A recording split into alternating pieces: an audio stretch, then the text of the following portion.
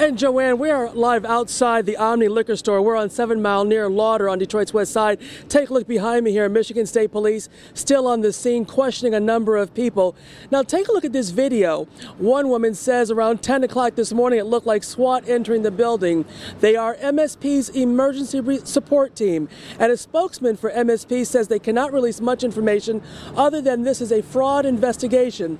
They are looking into allegations that inside this liquor store they are running a fencing operation that's selling stolen items. And while we've been here, we did see Michigan State Police arrest one person. No word if that man will be released pending the outcome of this investigation. Again, back here live outside the Omni liquor store over here on 7 Mile. There's an emergency vehicle passing us by, but again, this is a Michigan State Police investigation, part of their fraud investigation unit. Reporting live on Detroit's west side, Kimberly Craig, 7 Action News. Back to you. All right, yeah, Kim, stay on top of it for us and bring us the latest when you learn more. Thank you very much. Members of Congress are coming together today to celebrate the passage of a new bill to protect child and adult athletes. The bipartisan measure comes after the Larry Nasser scandal. The former MSU doctor was sentenced, of course, to up to 175 years in prison for abusing dozens of women in his care over the years. This bill requires mandatory reporting of any alleged abuse within 24 hours to law enforcement. This morning, senators praised the survivors for their bravery. They not only ensured his conviction for his despicable crimes, but also exposed a system that allowed him to prey on young women and girls, a system where allegations of sexual abuse were far too often ignored or swept under the rug.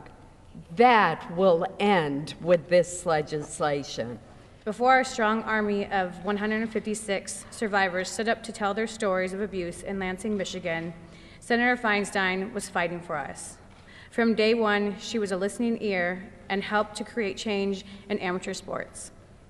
Senator Feinstein, you have made us believe that our voices can be heard and will create real bipartisan change. I speak for survivors everywhere when I say we are eternally grateful for your unwavering support. The legislation also extends the statute of limitations for victims to sue alleged perpetrators, recognizing that children sometimes don't realize they were abused until years later. The statute of limitations was extended to age 28 or up to 10 years after the reasonable discovery of the violation, whichever is later. The Senate is expected to vote on the bill today. Once it's approved, it will head to the president's desk for his signature. Let's head outside for you now on this Tuesday. It is another cold day outside today as we take a look downtown at Campus Martius there, the skating rink up to the top left of your screen. And Kevin, I'm seeing people walk by behind me and they are bundled up today. Yeah, Joanne, we say goodbye, I think, to our mild weather we had this weekend from the round of wintry weather that we had yesterday. So now we've warmed up today only to around 20 degrees. That's what it is across much of Michigan. And you look across Wisconsin, temperatures in Milwaukee, 22, and then back west toward Minneapolis, it's only 12 degrees there. So we're hovering right around 20 degrees, and the winds at least not bad today. The winds are going to pick up, though, later on tonight and tomorrow, and that will start some changes for us throughout really the rest of this week. But wind chills, some areas only 9 degrees, and so the wind chill is going to be about 10 to 15 degrees, I think, still through the rest of this afternoon. Had a couple of snow showers over the thumb. That has since moved on. So today, high temperatures in the mid-20s. We could actually be warming up, though, after midnight tonight. We're going to tell you how much warmer it could get tomorrow, and we could see more rain and more snow later on this week. All the forecasts coming up in a bit. Joanne, back to you. All right, Kevin, thanks. We'll check in with you soon. A man accused of killing a couple and 2 others in a car accident last year has been sentenced to 10 years in prison. Robert Cheney was sentenced this morning at the Frank Murphy Hall of Justice. He's accused of killing 20-year-old Zachariah Garrison and his fiancée, Angel Caretakers, last April. The couple was sitting in their car at the Peterson playfield, each with a sister in the back seat, when police say Cheney sped down Pickford, lost control of his Camaro. Police say alcohol was in his system. The victim's family say they are still hurting. I don't have no other option but to forgive him because there was no malice in his heart that day. But I can't forgive his actions because he's a 38-year-old man and I grew up at Peterson Park. And there could have been anybody that could have got hit by that car that day. I just feel like my sister saved somebody else's life. Should be scored 100 points. Wow. Cheney was also ordered to pay nearly $9,000 in restitution fees to the families. Well, the Detroit Pistons just made some big trades, and Coach Stan Van Gundy just spoke to reporters about them. Five-time NBA All-Star Blake Griffin is on his way here from the Los Angeles Clippers, and so are his teammates Willie Reed and Bryce Johnson. Now, the Pistons are sending Avery Bradley, forward Tobias Harris, center Boban Marjanovic, also a future protected first-round draft choice and a future second-round draft choice. Here's what Stan Van Gundy just said about the deal. You know, our thinking was this: the hardest thing to do in this league is to get a proven star. It's just very hard to do. It's hard to do in free agency. It's hard to do in trades. You get very few opportunities to do it. The guy's a five-time All-Star. He's been an All-NBA guy, puts you in the top 15 guys in the league. All right, how does Blake Griffin feel about all this? Well, he sent out this long tweet about the deal. Quote, "Needed a night to digest and reflect on what happened. From being a #1 pick to Lob City to 6 straight playoff appearance, I am so proud to have been part of the success of the Clippers organization. LA has been my home since I started in the league, and I will be forever grateful to the city for embracing me and supporting me. To the fans, you have been awesome every step of the way. Thank you for your years of support. Now I'm ready for the next chapter, getting to work and helping the Detroit Pistons make a run in the Eastern Conference." Full coverage of this story on later editions today of Action News as well. All right, another big story again today, President Trump and the State of the Union speech. He's going to give his first one in just a few hours. This one's expected to focus on the robust economy and a push for bipartisan action on immigration. Serena Marshall has more now on the president's speech from Washington, D.C. Amid tense partisanship, both chambers, both parties gather tonight for President Trump's first State of the Union. And the message, building a safe, strong, and proud America. We've got an economy that is booming. ISIS is on the run. We're remaking the judiciary in a way that actually believes in upholding the Constitution. There are some great things happening in this country. Exactly what he will say tonight still remains a bit of a mystery. But for a glimpse into his focus, look no further than the First Lady's guests, including a family that benefits from the tax plan, parents of a daughter killed by the MS-13 gang, and small business owners. He's expected to offer bipartisanship, but his previous words and tweets already impacting that message. At least 8 House Democrats boycotting the speech, citing his divisive rhetoric. Of the Democrats in attendance, many female House members, like Representative Lois Frankel, expected to wear black in solidarity for victims of sexual harassment. And at least 24 House members and some senators, bringing DACA recipients as their guests, like Raleigh High School teacher America Moreno Jimenez, brought to the U.S. when she was only 2 years old. I am very concerned because that would mean my future could change drastically. And a government flub drew comedian mockery after official tickets were sent out with the word union misspelled. Those tickets were called and reprinted. Delivering the Democratic response, 37-year-old Representative Joe Kennedy III, the great-nephew of President John F. Kennedy. He's expected to call for economic dignity and equality for all. Serena Marshall, ABC News, Capitol Hill. Cindy Garcia of Lincoln Park will be one of the special guests at the State of the Union speech. She was invited by Michigan Congresswoman Debbie Dingell. Garcia's husband, Jorge, was forced to leave his family earlier this month and deported to Mexico after 30 years in the U.S. Now, other guests include Mike Jackson of the Michigan Regional Council of Carpenters. He'll be with Michigan Senator Gary Peters. Jackson is reportedly highlighting the need to protect American workers in any infrastructure proposal. Nahrain Hamama is Michigan Congressman Sander Levin's special guest. Hamama's husband is among Iraqi Christians in the state and across the country who were arrested and detained last year by immigration agents. You can watch the State of the Union address tonight at 9 p.m. We'll have it for you live right here on 7.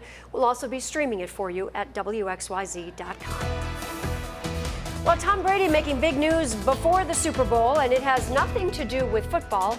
Coming up, why he's angry at a radio host and what Brady's rather small daughter has to do with the controversy. Also at noon, one of Detroit's most wanted captured who he is and what he's accused of doing. When Action News at noon returns. A suspected child molester who was on the run from the law has been caught. Willie Ashley turned himself into police after being featured on our Detroit's Most Wanted report.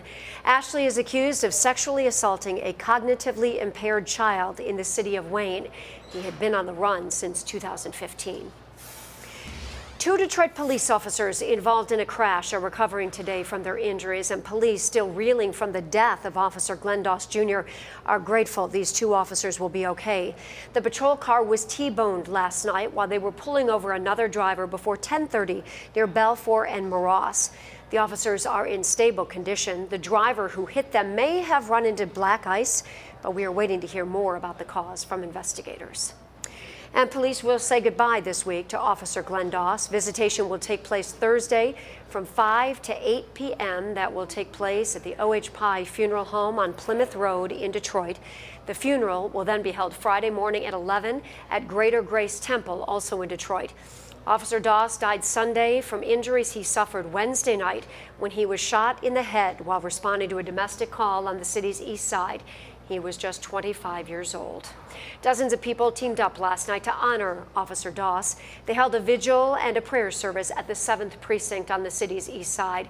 Fellow officers and community members showed up to pay their respects to Officer Doss and his family.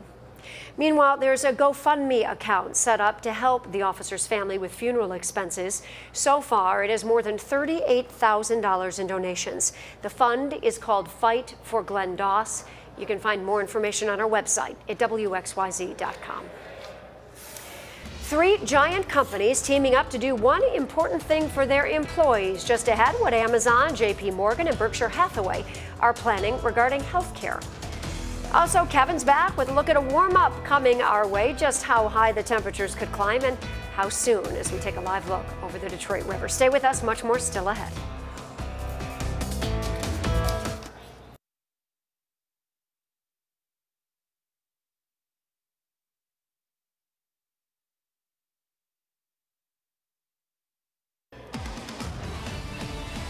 Breaking news, former Michigan Governor John Engler has been named as interim president for Michigan State University.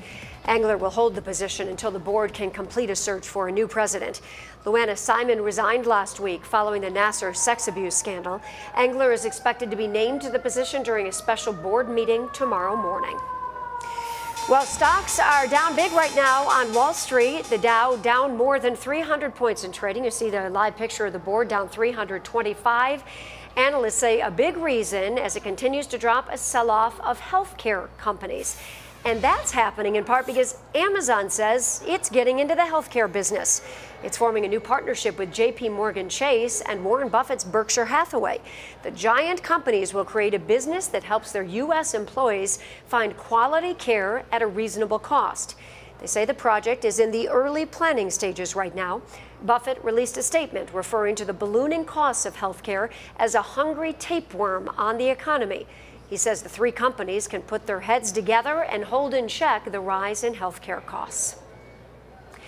Superstar quarterback Tom Brady is now playing defense as he prepares for Super Bowl Sunday. He's standing up for his 5-year-old daughter, who was criticized by a radio host. ABC's Eva Pilgrim has a look now at Brady responding to the controversy. The AFC champion, New England Patriots. The kickoff to Super Bowl week drew super fans and superstars to Minneapolis overnight. But Patriots star quarterback Tom Brady making headline for playing a different position, dad, going on the defensive after a Boston radio show host made a derogatory comment about his 5-year-old daughter. You feel like your kids are off limits? I think any 5-year-old's off limits at the end of the day. I think everyone would probably feel the same way about their kids. WEEI radio host Alex Reamer making the remark about Brady's daughter Vivian after she was featured in Brady's Facebook Watch docuseries Tom vs. Time. What? I thought the first scene was so staged, where Brady's like in the kitchen, his kid's being an annoying little dad. Brady, hearing about the comment, cut short his weekly interview with the station.